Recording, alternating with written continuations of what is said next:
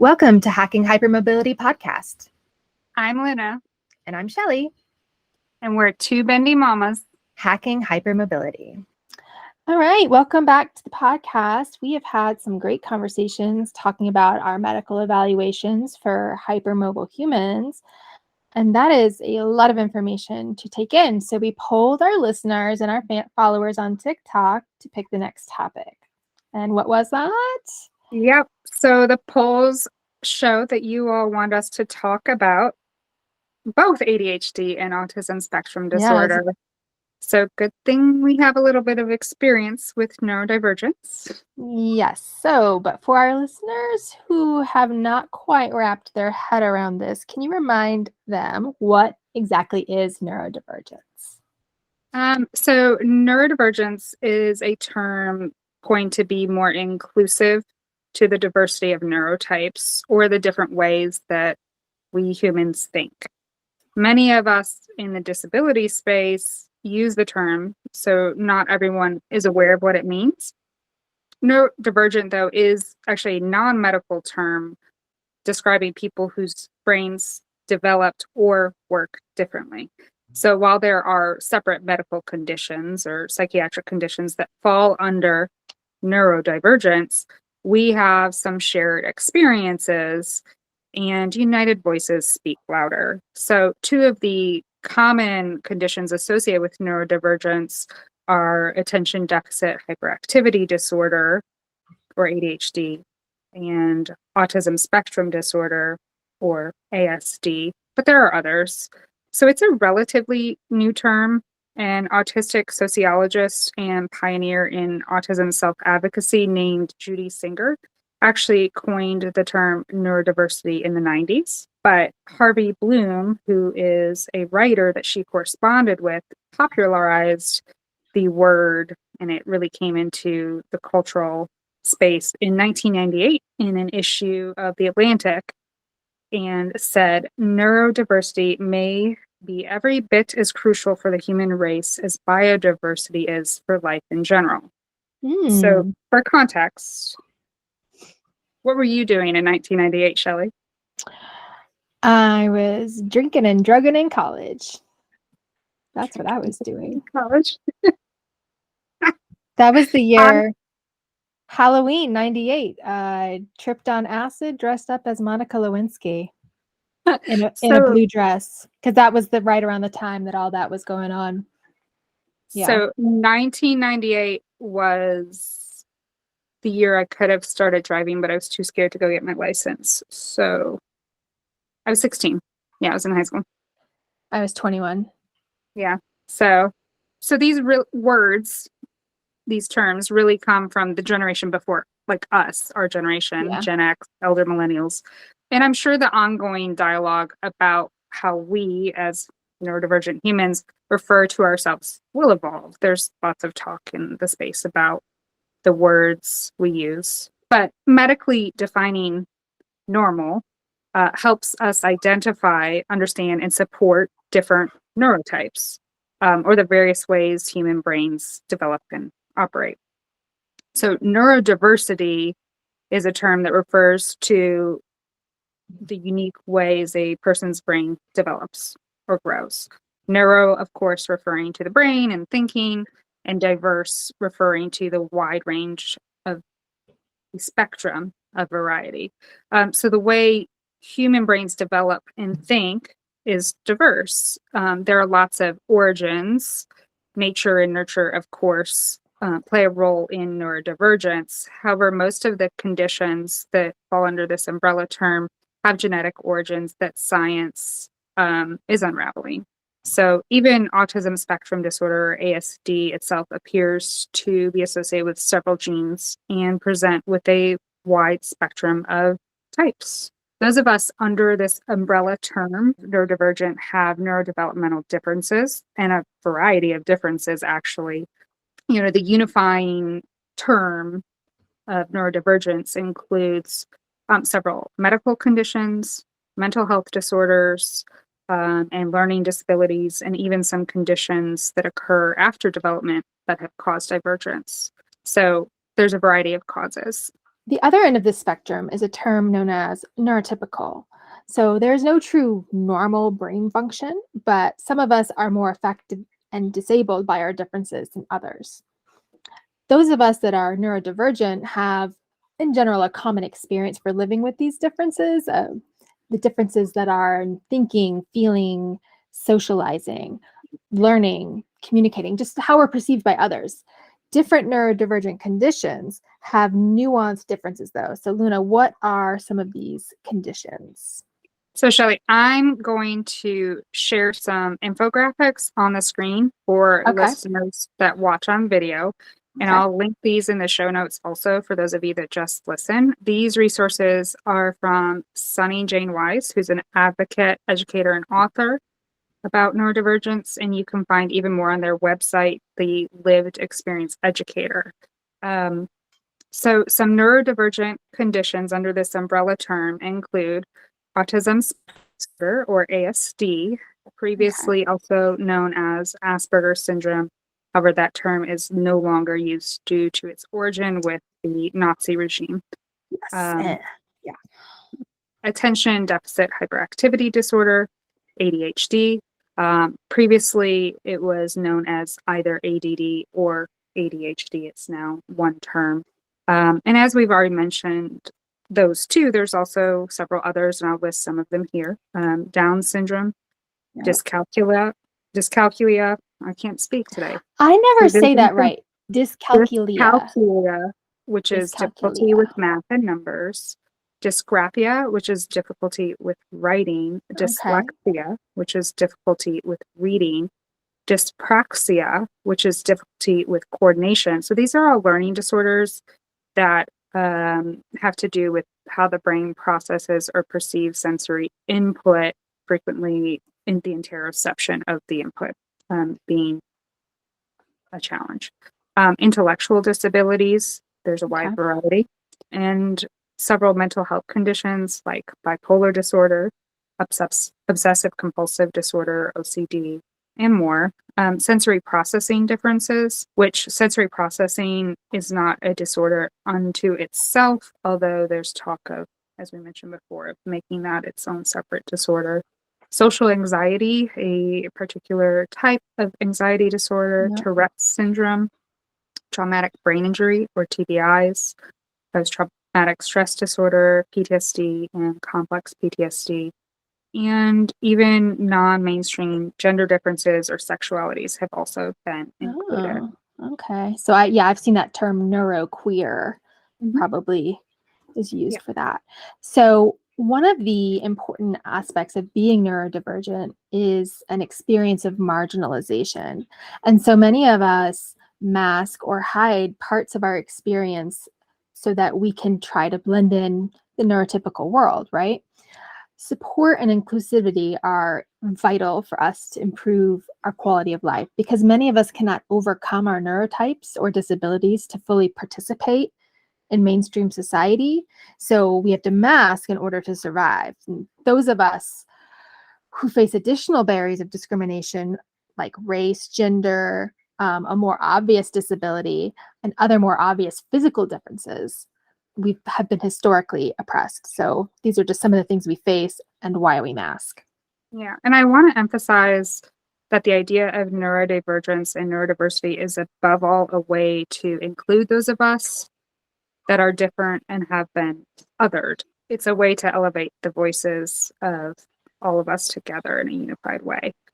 Not all of us can safely unmask. So, for example, here in the US, it is unsafe for a Black autistic person to be publicly unmasked, for example, and they've, been victim to murder. Violence, murder. I think we can best express this with Judy Singer's words. She wrote, "For me, the key significance of the autism spectrum lies in the call for and anticipation of a politics of neurological diversity or neurodiversity.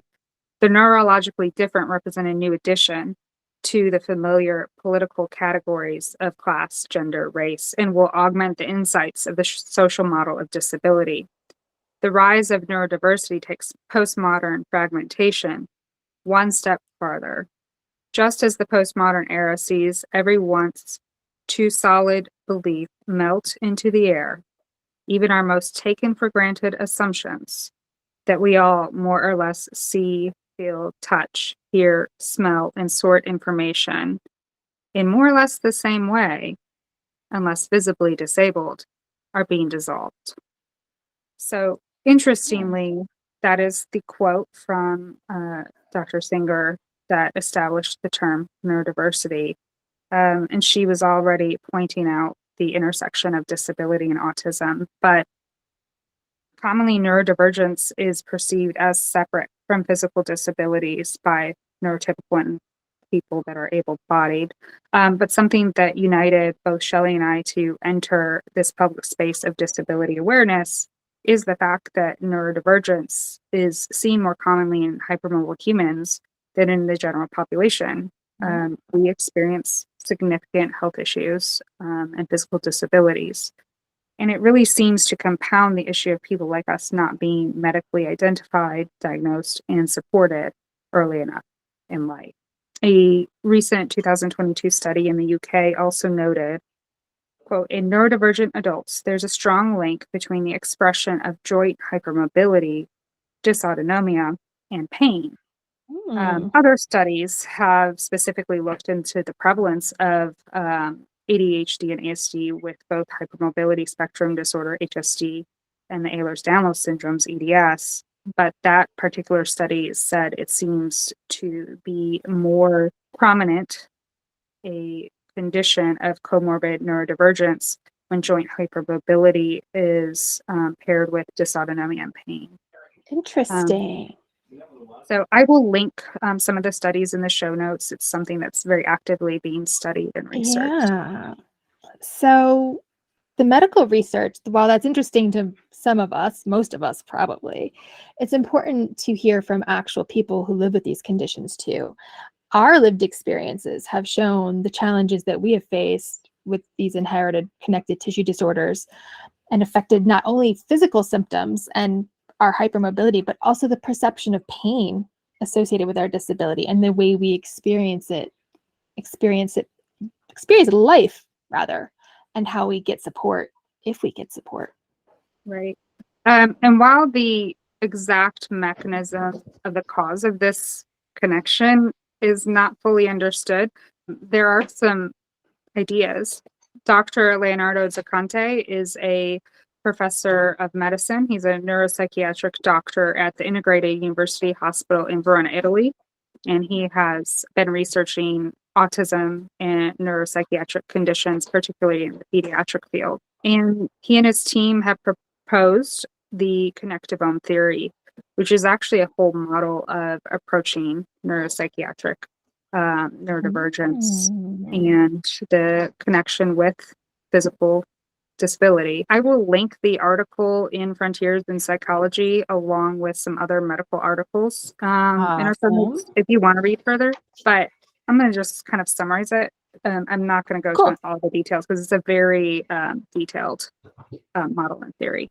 So the connectome theory proposed an updated interpretive model to be used to understand particularly the ASD, autism phenotypes, but made a very important point that it can be applied to all other neurodevelopmental disorders and should be used for practical clinical support of both the neuropsychiatric and physical needs of people like us. The proposal has many important points, but the overall connectome theory is that the genetic and epigenetic changes to connective tissue cause many physical changes in a gradient, and that the neuropsychiatric differences cannot be separated from the bodily differences that we experience. In other words, hypermobility and autism occur on a spectrum and cannot truly be understood as separate conditions. The issue is in the tissues. So, how are we going to get these stories of neurodivergent experiences, Luna? Neurodivergent humans can try to explain their experience, right? There is great research, like we said, all around the world, but our voices are much more accessible to bring awareness and understanding.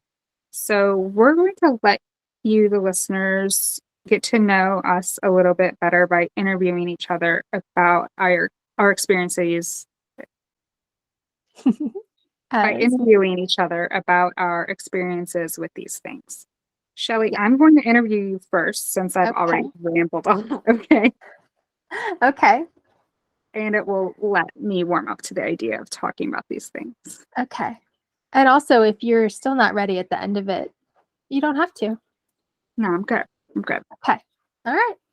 I'm going to knit while we do this because that's a good idea because it just will keep it is me a student-focusing STEM. Yeah.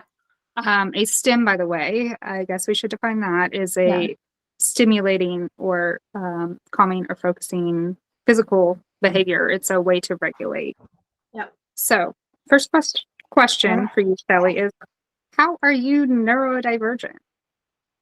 I am neurodivergent in that I am autistic and I have ADHD and I probably have some dyspraxia, but I am having coordination problems now, but it's not obvious of the cause. Like it could be something that has developed in that time. So but those are the ways I'm neurodivergent. Yes. And at what age were you diagnosed with those two distinct diagnoses of ADHD and autism spectrum disorder? So I got diagnosed with those at the same time. Interesting. When I was 44 years old. So recently. Yes. And actually, it was just a month before my 45th birthday. So, I mean, it was 2022. February 2022. My birthday is in March. So for context, this year. This year. Yep. Wow. Yeah. So 10 months ago. Yeah, it's so still fresh. You've just birthed your neurodivergent baby. Well, actually, I birthed a few neurodivergent babies in the early aughts, if you want to get technical. So who diagnosed you? So, well, first I diagnosed me. Interesting. But I chose to seek a clinical diagnosis, which is not for everyone. A, it's not accessible to everyone, unfortunately. And B, it's not always a safe thing for everyone to pursue. And we can get into that later because you're asking about me. But I went ahead and sprung for the professional diagnosis, not necessarily because I wanted the autism one definitively. I knew that I needed medication for my ADHD. And I also knew that no doctor was going to give it to me without a legit, like on paper, you've been evaluated. Here's the tests we did that most people agree is a good test. So you can get the medication. And that's why I did it. Because at the time, originally back, I thought it would help me keep my shit together so I could get back into the workforce because I had just gotten my master's degree that I impulsively decided to get because I'm changed careers. I wish I could see my face. So anyway, so I went to a neuropsych who over several hours and a couple of days of tests diagnosed me. They did all kinds of tests, but I was diagnosed with ADHD, autism spectrum disorder. I found out my IQ. I found out my working memory is trash. Yeah, so it was very insightful and eye-opening to get that diagnosis. I was not surprised. So you had the inkling because of, I'm assuming how you're going to answer this next question. Is there anyone else in your family who shares these neurotypes?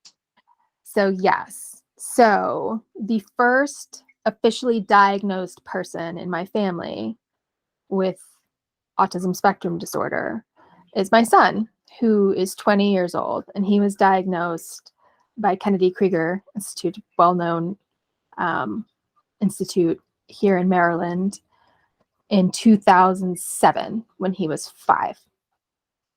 So, and it was just, it was like they said, actually, in 2007, his original diagnosis was, it was really weird the way they gave me the information. Like this is going to be a little bit rambly.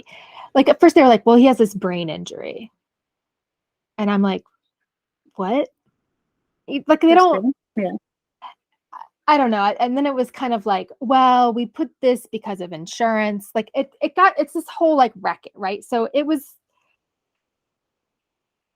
I hadn't fully processed it. This is, back in the day, like what all that meant This is a for decade him and me. Yeah. Yeah, in 2007. Like it was just like I initially started thinking something was maybe up in 2005 and 6, 4, 5, and 6. So when he was like a toddler. Yeah. But then I like gaslit myself out of it because he read books and like Same. got hugs and talked in complete sentences and all of these things, right? So anyway, yeah, so that was different. So he was the first one. And it wasn't until,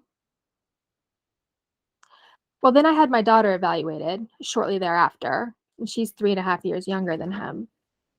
She had major sensory issues. Like she would not eat Cheerios, very tactile defensive. But a really fantastic baby, like overall, like, and we didn't know, like, whereas Rob wasn't like a good sleeper and like needed, like, was just a fussy, like, like Carolyn was just like, hey, I'm chilling here. Like, so we were like, we didn't know if we just were until less. She wasn't. Right. That's how my daughter experienced childhood. Yeah. Yeah. So, but then we had her evaluated and they said that she was not autistic. They were like, no, she just has some sensory issues. She's not autistic. And I was like, okay, you say Same so. story. Yeah, same story with my kiddo. Yeah. And then, so that was 2008 and 9 where she was evaluated and was fine. And wasn't until like 2017, 2018 when I was kind of like, I'm in my 40s now. I feel like I should be, like, I have my shit together, but I don't have it together. I'm really good at having people think I have my shit together. So like, what shifted your perception? What shifted your perception to think about this differently in terms of yourself?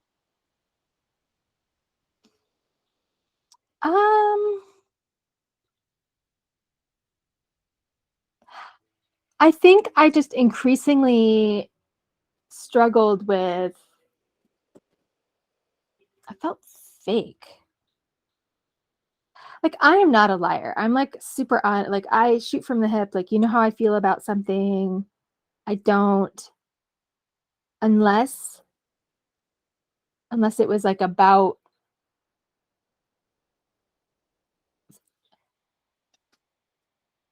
I was increasingly feeling like I was putting on a persona when I was out in the world. And the gap between who I felt I was on the inside and that persona was getting just too big. When do you first remember feeling like different or other like that? In recent memory. Like, are you asking like, was I aware that I had something else going on when I was like younger maybe? Or yeah, like when did you first feel like, hey, maybe I'm not like other people? Why am I like, why is this persona thing in my life? Why am I experiencing life this way? Okay, so that's hard. Oh. Okay, look at me being, I can't, you know what? We don't have to answer this one. You may have to think about that. Well, I have one. Like, I can definitely tell you as an adult. It was at my dad's house in 2020 on his birthday, and it's pandemic time. I didn't want to go to a birthday party because it was a pandemic. Yeah. But my sister and my niece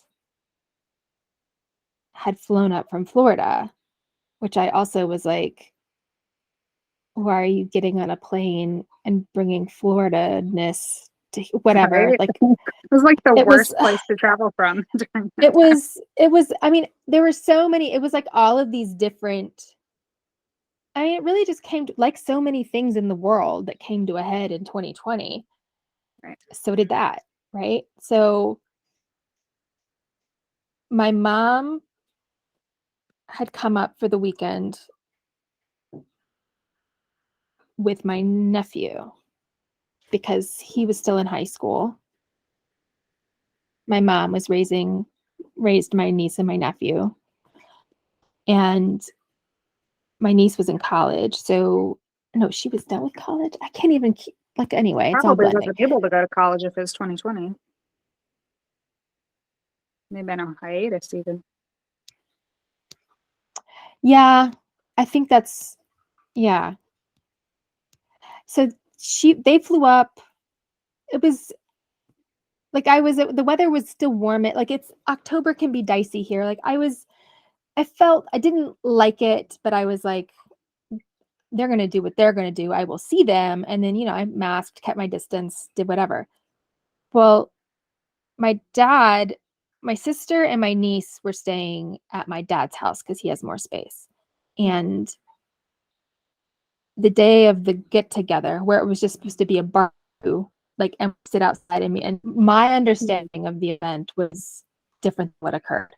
And so I was under the impression that it was going to be like like just family, right? And my niece texted my mom, and my mom was like, Shell, Alyssa just texted, and she wants you to know that she found out there's going to be more people than what you thought. So, and actually in hindsight, look at my family recognizing that They were aware. Yeah. recognizing that I need information that, you know what I mean? Like, looking back on that, I'm like, oh, wow. They were like, oh, Shelly's not going to do well with this surprise. Before we had a framework for this also, it was always kind of a joke of like, as long as you like tell Evelyn exactly what's going to happen and when and how, she's fine. Yeah, that's like me with, as long as I understand the why, I won't, like, but if the why doesn't make sense to me, or if I don't know it, good luck getting me to get on board. Anyway, so that was when I noticed. As a kid, I mean, I definitely, elementary school, like 3rd, 4th, 5th grade, I definitely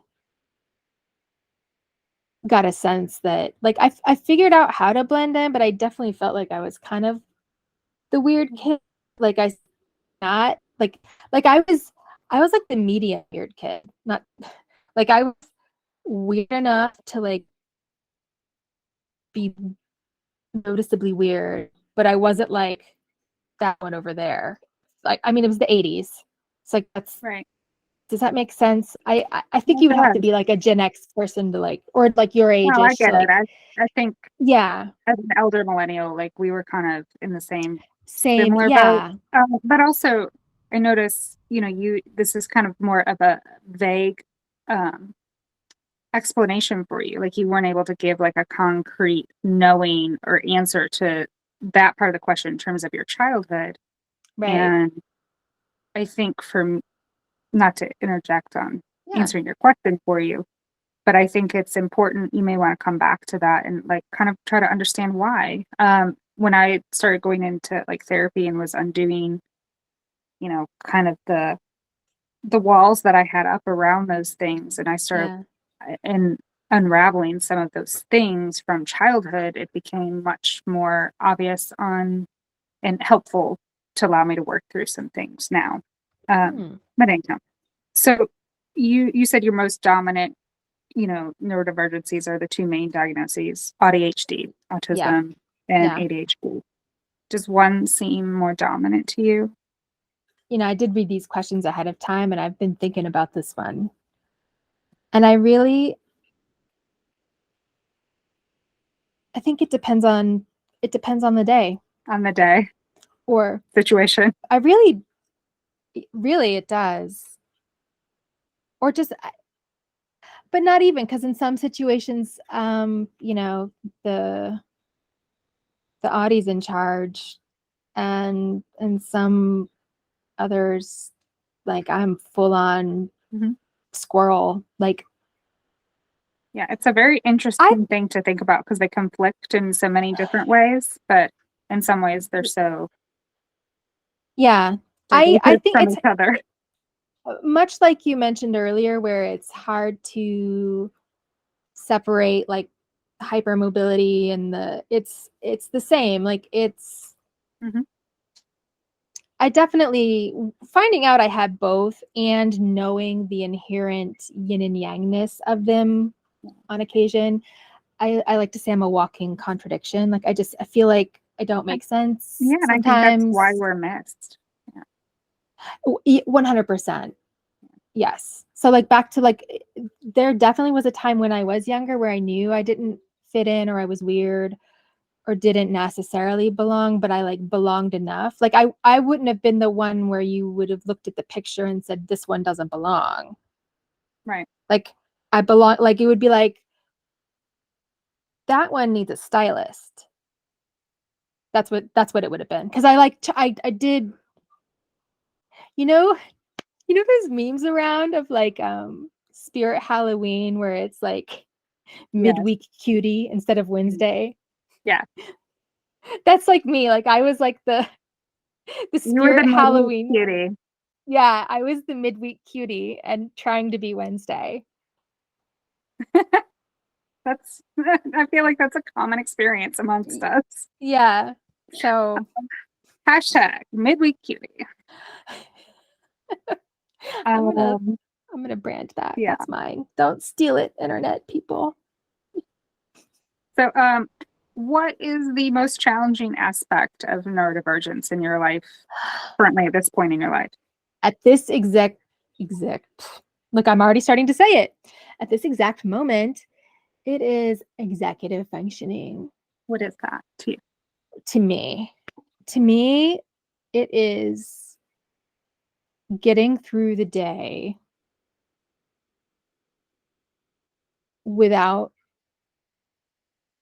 having to stand around and be like, what am I supposed to do now, and how do I do it? Oh, it's this time. Like I'm really grateful that my husband still works from home, even though, like, In some sim days. mode? Yeah.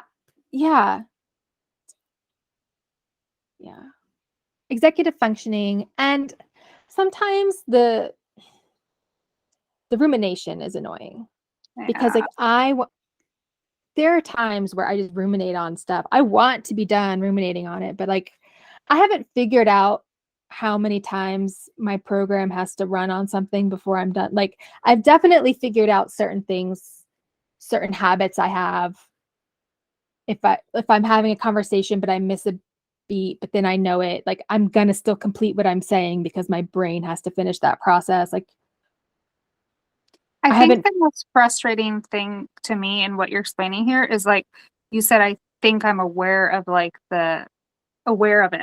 But I think what's even more frustrating is, like, there's so much of this stuff that's going in the background of our experience that we're not aware of, or that we feel we have absolutely no control over.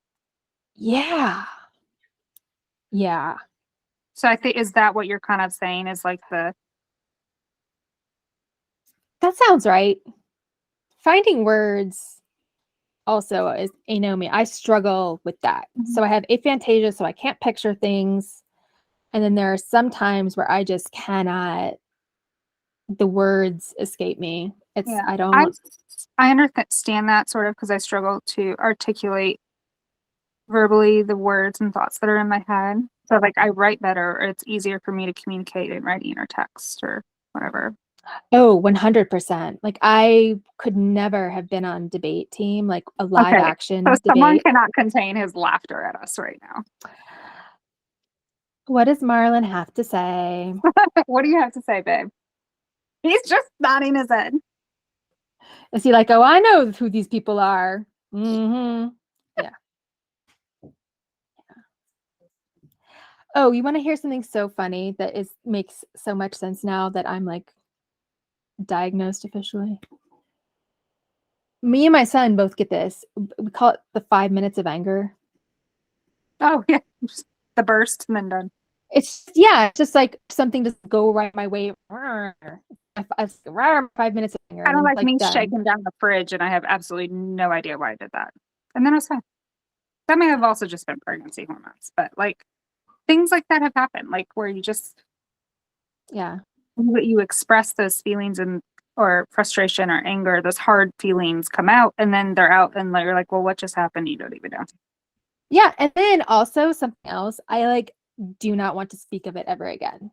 Right? The Like mortification. I just shut the door on it. Bye. No, that's back there. Nope. Moving on. And no, it's not exactly healthy. Compartmentalizing emotions seems to be a common coping skill amongst us, whether it's healthy or not. So, which is probably why I self-described as a robot. Like I would be like, I feel like I'm a robot. I only cry when people hurt animals. But not anymore. Now I cry all the time. But I was also I cry a lot. So, you know, we asked you to compare the autism versus the ADHD. yeah. So now tell me, is chronic illness or your neurodivergence more challenging? Why? Ooh. I think the chronic illness right now. Because it's at the forefront of your daily challenges? Or? And because I know more of what I'm dealing with, and there are some days where I feel good. Like today I feel pretty good and I'm sitting here knitting while we're doing this, and like later this afternoon, depending on how many hours we do this, there's other things I want to do today. But then I know, okay, I need to not. You need if to I did all this yourself. knitting, right? So like, hoard your spoons. Right. I haven't gotten the formula down. Like, okay, before, or maybe it's the neurodivergence. So before I knew I had all of this going on, right? I obviously had all of this going on and I didn't know it for a while. I would like hit to the point where I would like hit a wall, make myself sick, and then be like out of commission for 7 to 10 days. Right. So I don't do that anymore. And so, no, that's because I'm aware of my chronic illness. So yeah, it's the chronic illness now. So having to manage, it's really kind of, again, a little bit of both. Because the ups and downs of the health issues are much more high to low and varying. Yeah. And so I'm trying. Yeah. So the chronic illness now is before I would have much bigger ups and downs, I think, because I didn't know about the neurodivergence. Right. And so I'd kind of still force myself to do things. But now I know about the neurodivergence. So you can see your experience through that filter and adjust better. Yeah. So I do adjust better. But now it's like, okay, managing my chronic illness on top of that. So like, okay, I'm feeling a hyper focus come on, but I gotta make sure I am careful about what I choose to hyper focus on because my body is feeling this. Right. So I guess it's just a shifting. I feel like I'm in the final place. I've come to terms with my brain. I feel like my brain and I are friends now, mostly. So I think Shelli just hit on the major hack for hacking hypermobility in this episode. It is to learn about your neurodivergence and how to support yourself, and you will better manage your health. right? Yeah. So how has this experience with neurodivergence changed over time for you with, like as you learn to support yourself? What has like become easier or more difficult as you've aged, that sort of thing? Hmm.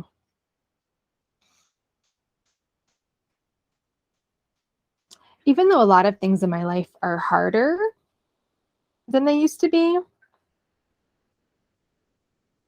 it's easier. Like I actually feel comfortable now in my own skin, Mm-hmm.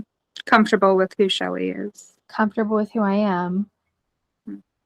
Only because I think I always was in the way back of my mind, but there was still this, what is the right word? I do a lot of things in like similes or metaphors or example because again, the words to describe are not generally with me.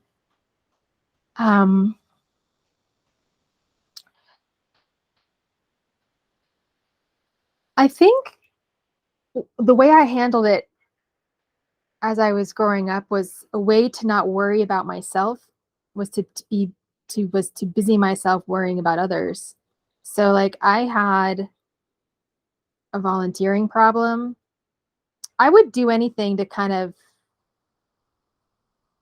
I would do so that I didn't have to be. Mm-hmm. Many of us go into like helping professions or Yeah. yeah. So over time, I realized while I was doing a lot of good in the community, that it was at my own expense. Mm-hmm. And so when I had that day at my dad's, that was like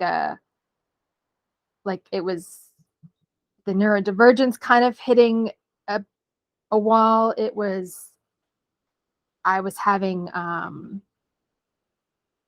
some like pain issues kind of hitting a wall. Like all of that was kind of coming to a head. And so I think many of us experienced hitting that wall in the pandemic. I don't think you're alone. yeah. So you said you do cope with, your neurodivergence better now that you're, diagnosed, more aware, that sort of thing. Do you have Yeah. any helpful neurodivergence oriented resources or skills that you can share with our listeners? Ooh.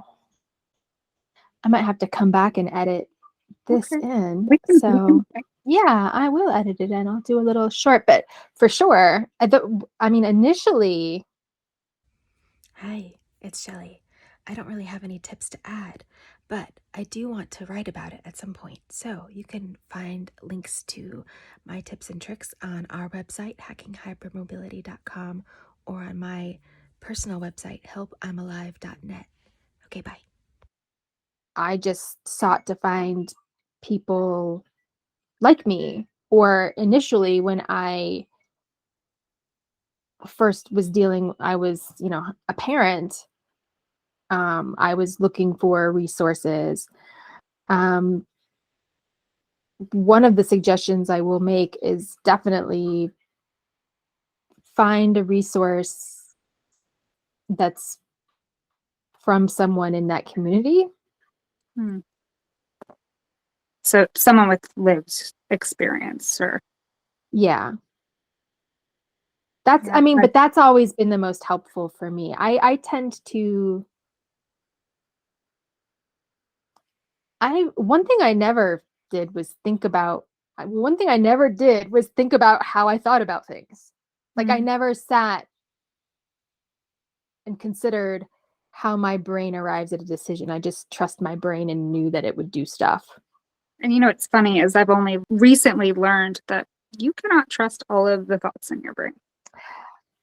Yes, that was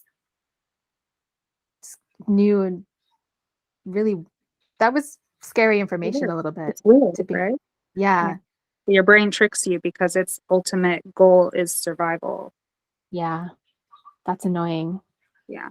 So Stupid brain. speaking of like survival and neurodivergence, we kind of already touched on like the idea Yeah. of having that mask.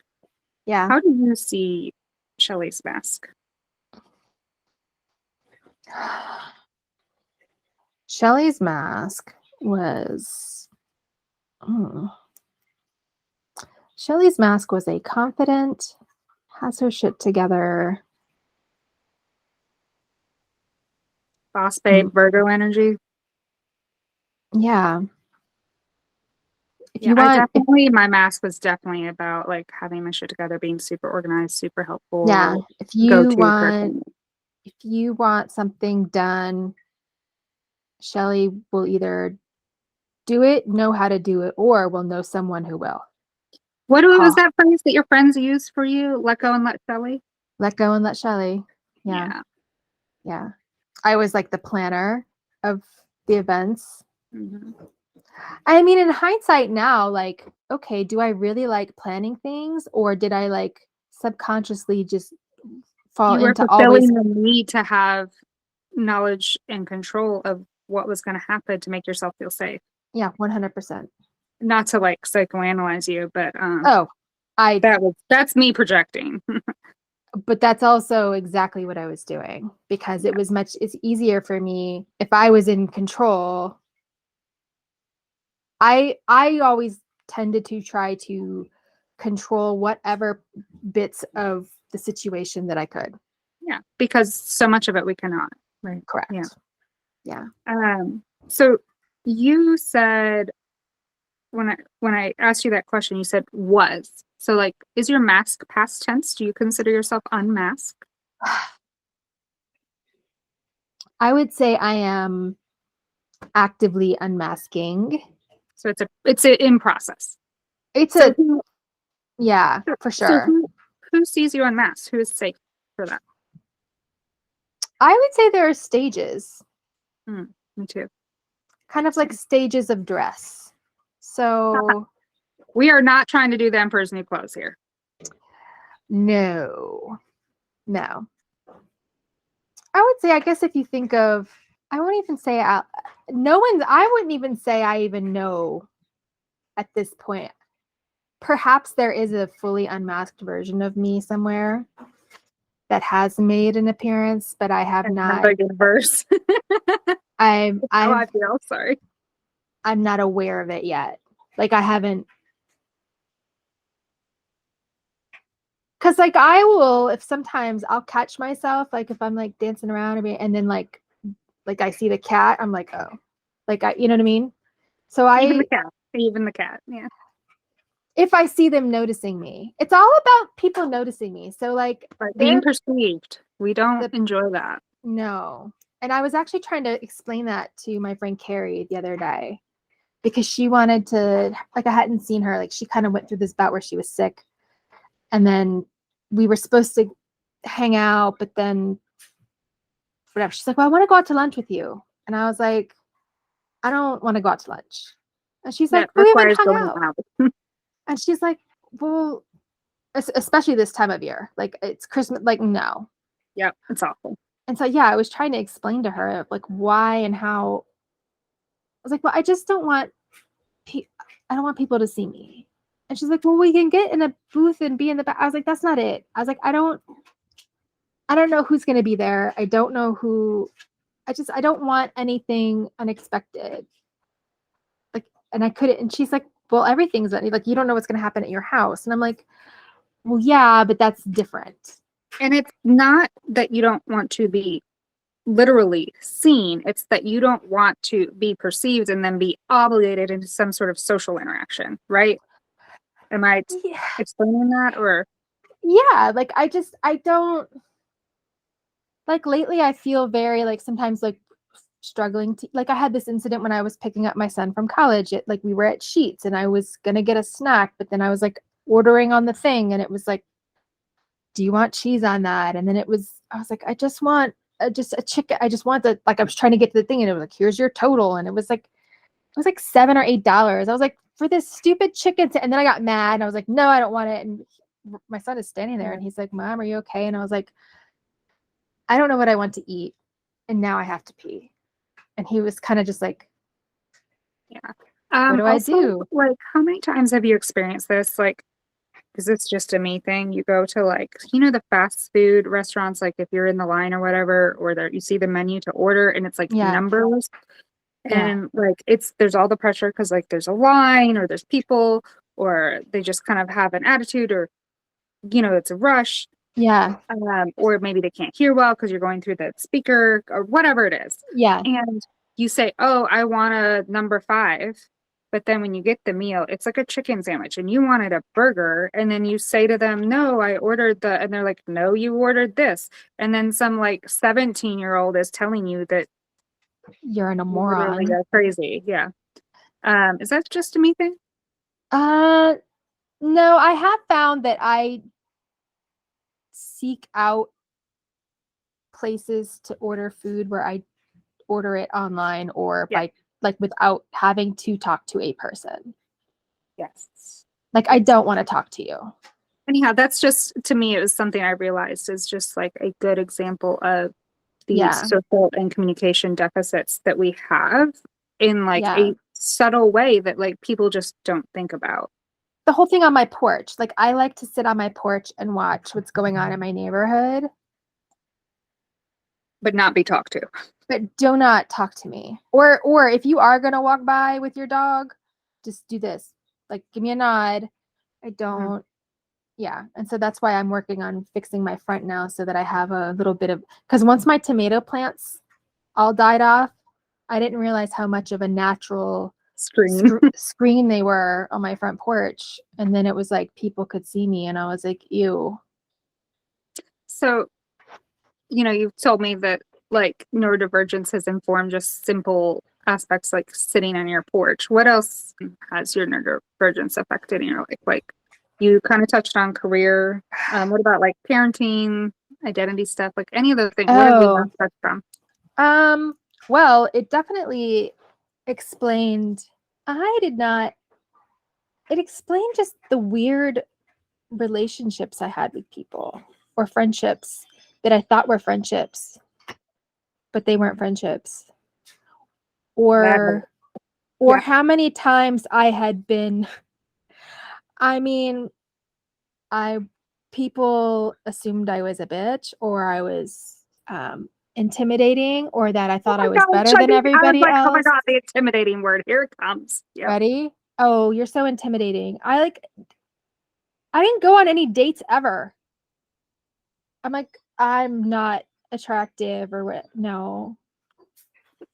I one day was called I'm attractive by, like, and I don't know how people. to talk to you, so I'm gonna look weird and you think or like they're like, oh, she's not talking to anybody. Look at her, she's pretty. She thinks she's too good for everybody. Like when we're not actively masking our like they call it the flat affect. Oh, like the resting bitch face or whatever it is. Like we don't follow those social cues or social nicety all the time if we unmask or we get fatigued in masking and people perceive you as or intimidating, particularly those of us that are female presenting people. Like, we're cultured to be smiley and polite all the time, and as soon as we're not, we're a bitch. That I just even trying to think of like what my because I had a hard time when we initially were seeking a diagnosis for our son. Initially, we got some pushback on him being autistic because of what he could do. So imagine me trying to be like back in 2007. Yeah. No.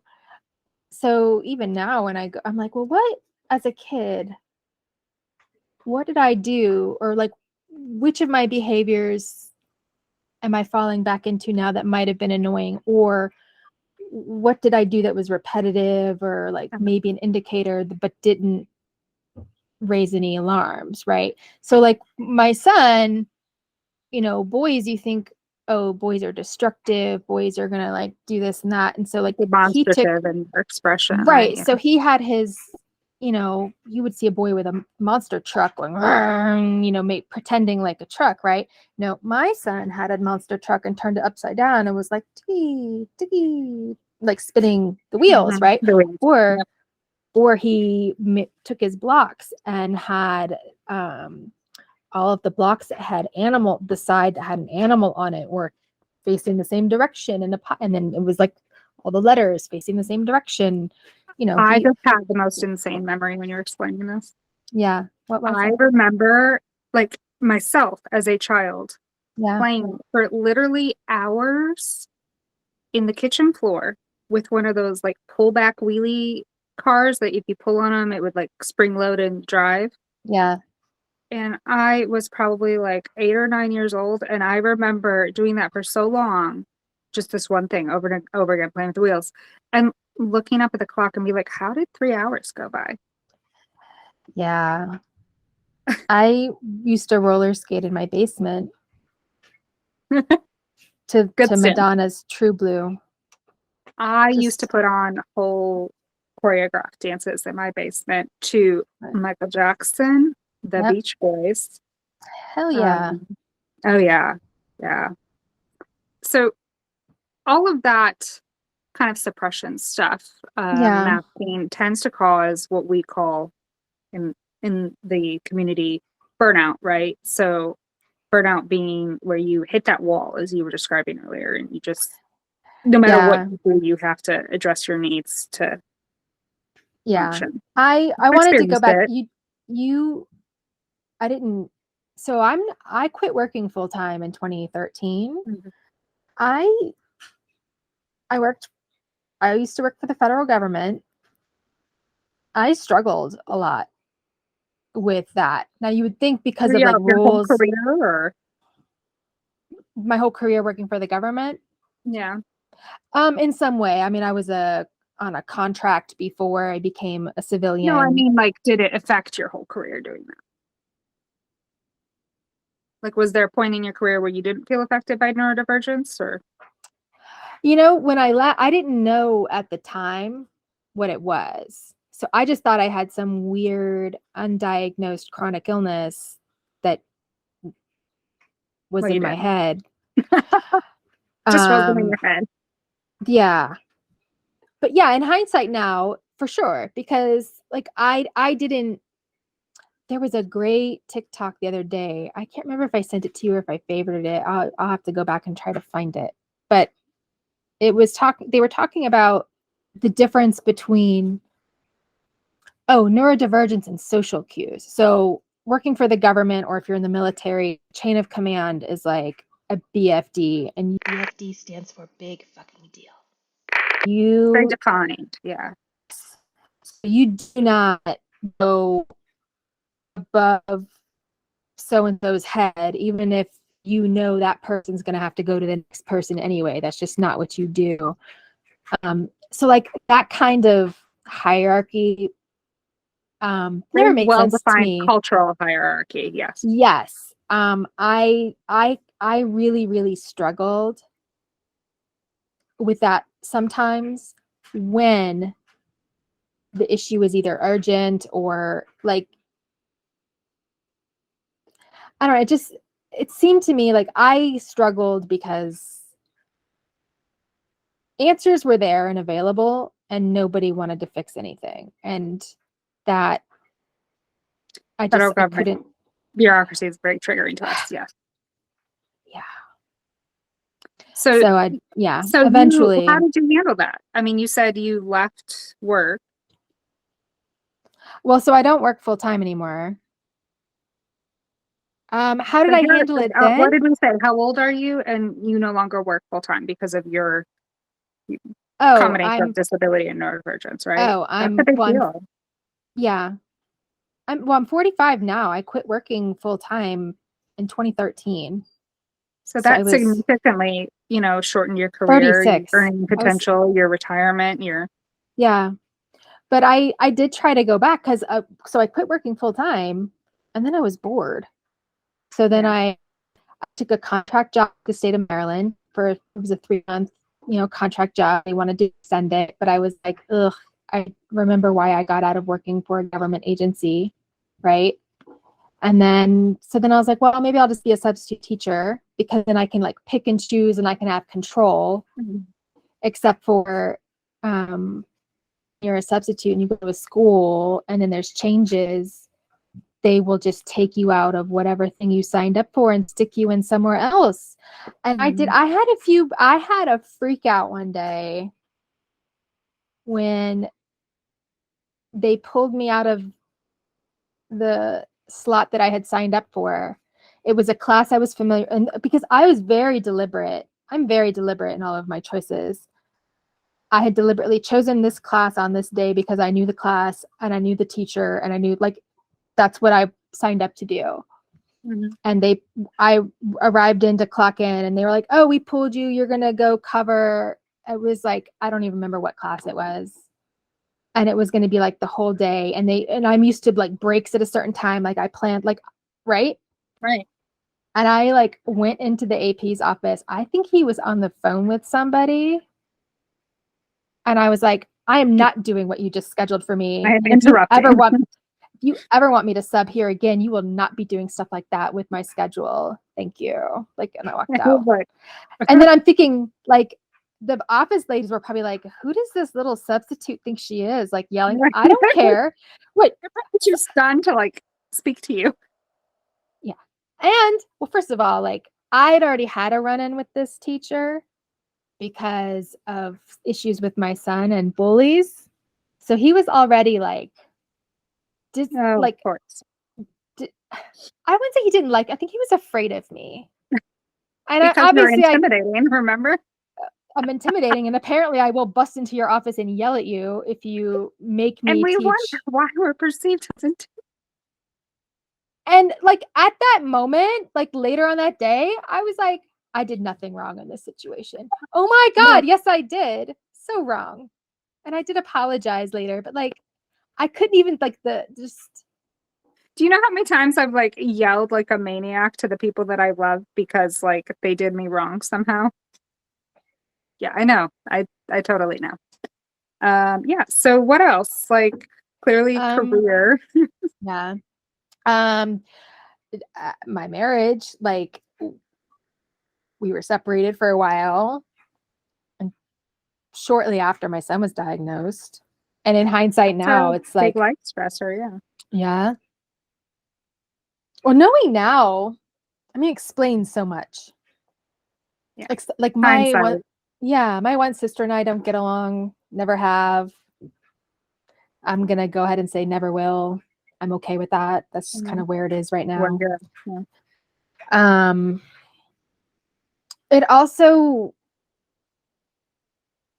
I can look back now and, I don't think I'm not saying my parents made the right choices with things they did, but knowing now that they definitely have some of that trauma baggage they carried around too, it helps me frame it differently as I process it. It's still not okay. That whole idea that we can move towards acceptance and say, well, my parents did both the best they could do with what they were given, but also they hurt me. And you accept it, and now what are we doing? Right. So yeah. You've touched on, how deeply, you've experienced burnout and that sort of thing. How have you reignited the parts of Shelli that matter to you? I heard you say you tried some different things, like going back to work, and that didn't necessarily work. So you kept trying things, right? So I, before I quit working, I tried running. I was like, I need this activity. Running will help me get my shit together with all of these things. I volunteered. So I took on more. I wasn't working full time anymore, so I was bored. So then I just started volunteering for all of the things. What the hell am I talking about? How did you? My brain. Jesus Christ. Yeah. Oh, so reignite. I think I didn't do it by choice. I didn't know deciding. I didn't know all that stuff in October 2020 was going to send me down. So I think actually hitting burnout, it's kind of like Phoenixy, right? I just burnt out, fizzled. I was about to be and then it's, a little bit of time passed. I think the self-reflection is what reignited it. Finding yourself. Yeah. The Phoenix thing is something that really kind of has gotten me through like you said, the metaphors or things that help put words or emotion to something that you struggle to express. And that's a very, very good metaphor for this. How do you stim? Well, I'm doing it right now. So I'm knitting. I find that I am a movement. So I'm like very like foot tappy. I like music, dancing. Big for me and Abby too. I do this. If you're on watching me, I'm like moving my lips around. I do that all the time. Sometimes I'm like, like that. Yeah. I'll do a little sing-songy talking to myself. That's been included on some of the like clips in our podcast of me just being like dee, dee, dee, dee, dee, la, la, la, while I'm doing something. That's it. I like soft fabrics and things. So like at night, like last night we were watching TV. I had my soft blankie, and there's like a soft side of it. Things. Yeah, so I'll like pet my little soft blankie. I like deep pressure. Sometimes if I'm feeling like if I need to like go back to sleep, like if I wake up in the middle of the night, I'll have to pace around a little bit if I'm like having any, I call it painsomnia. Like you just wake up, but you can't get comfortable. Sometimes if I put the weighted blanket on after that, that'll help get me kind of sorted out. Yeah, that kind of stimming. Yeah. What part of your neurotype do you celebrate the most? I think even though I'm sometimes like an anxious, like hot mess worrying about stuff, I like that in general, in most cases, I'm good in a crisis. It's like I'm good at solving a problem. If there's an emergency, I like that I have the ability to like think on my feet like that. Yeah. So are there any parts of you that you now realize are neurodivergent that you've actively tried to embrace and love within yourself that you used to really dislike? It's a tough one. Like, what did you suppress the most? I will change my tone and add nicer words. And I still do that. So your communication style. Yeah, because I changed my tone of voice in terms of just the register. Like, I talk high and smile. I can't do it on command. I do it so unconsciously. I don't even know that I do it. So I also, talking with my hands and stuff, I would be more animated. I suppressed that a lot because I would get a lot of comments on it. Oh yeah, me too. People would comment, "Oh, you just talk with your hands a lot. You're sure excited. What are you so excited about?" I don't know. These fucking birds are cool. Look at them. I think a lot of what I suppressed was the little joys that we have in our special interests, or I think a lot of what's talked about is like how we experience or process things differently in a negative light. But it seems like we also experience like interest or joy or like connection at a heightened level as well. And I think I learned to suppress that, like hide that, like what you were talking about hiding your excitement over something that's a special interest of yours, the birds. Yeah.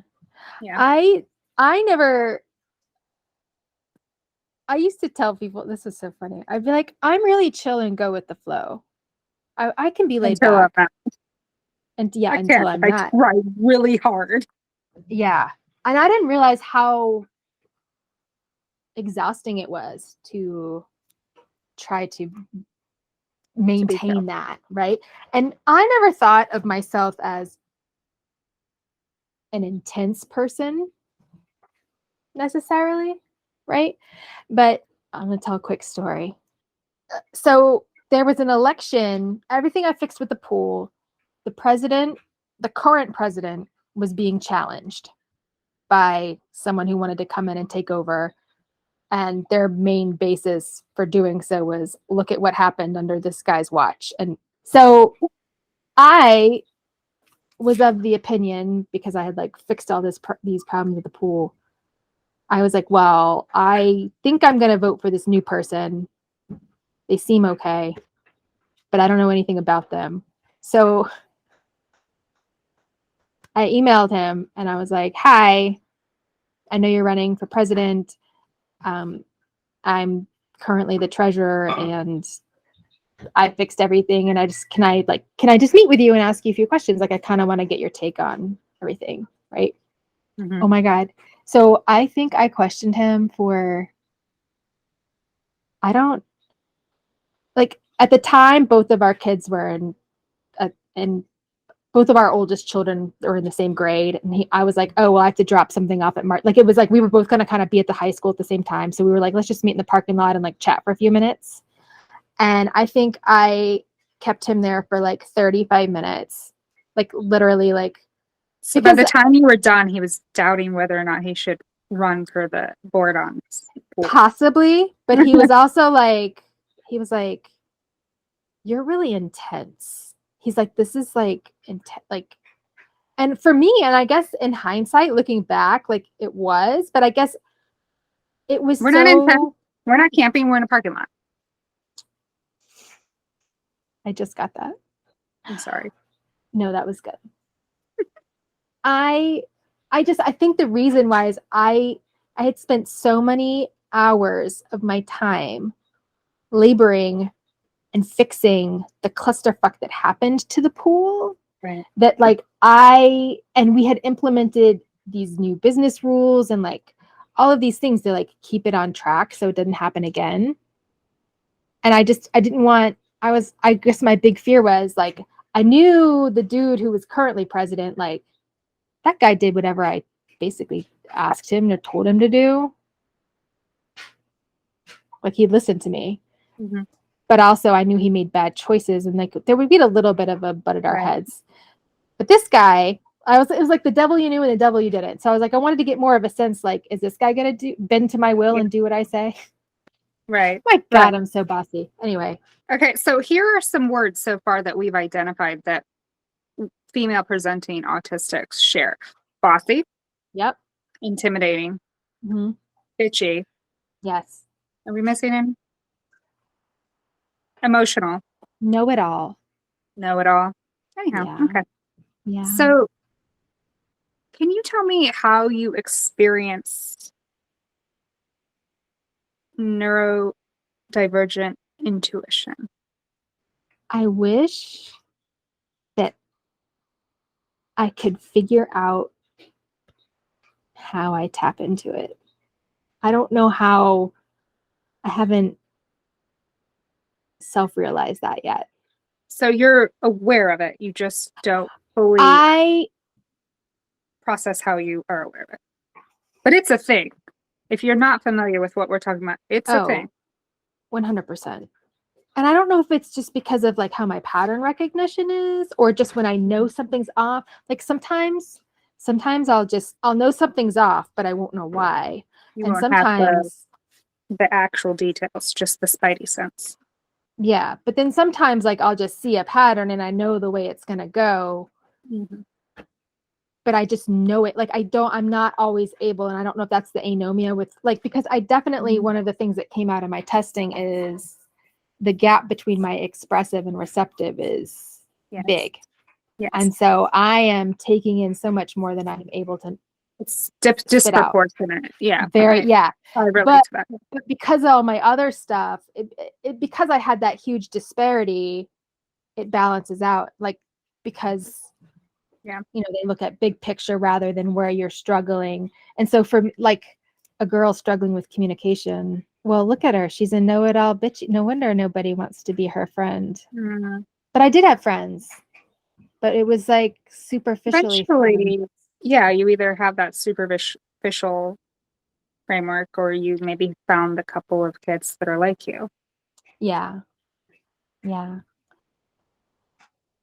So yeah, bossy, intimidating, know-it-all. Weird. I mean, some of it, like, I generally preferred to be near adults or like try to ingratiate myself in like the adults conversation, because Same. I didn't want to Precocious. be. There's another one. Precocious. Yes. I didn't want to be like necessarily with the group with No. the And kids. if I couldn't be around adults, I was going to hang out with the younger kids. Yeah, or I'd find an animal to go. Do you have a cat? Yeah, Do you have let's be honest. Yeah. I did that the other night. We had to go to a social event for Evelyn's soccer team, and it was just the girls, so the kids and then the moms.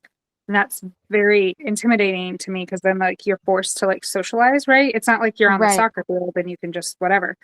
And I realized, or I caught myself just playing with the dogs. They're Yeah. very cute dogs. But like I realized like that's kind of a default for me too. Yeah. So But, yeah. well, those were all the questions. Okay. Didn't have any secret questions I don't know about. No, those were them. Those last few. Okay. Just checking.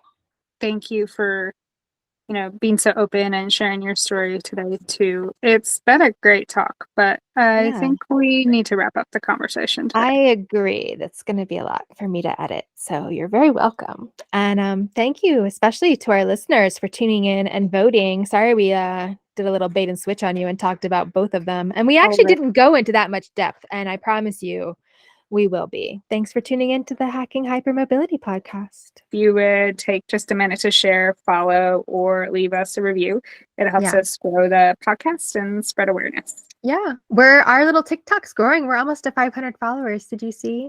I checked. It was 444, which is a special number to me. 4 is my favorite number. Oh, I love it. Let's celebrate. We did it. As of 4:33 p.m. on January 2nd, we have 1,125 followers. Thank you. Yeah. Well, we're going to wish you a healthy hypermobility. Have a happy day, zebras. Bye, zebras.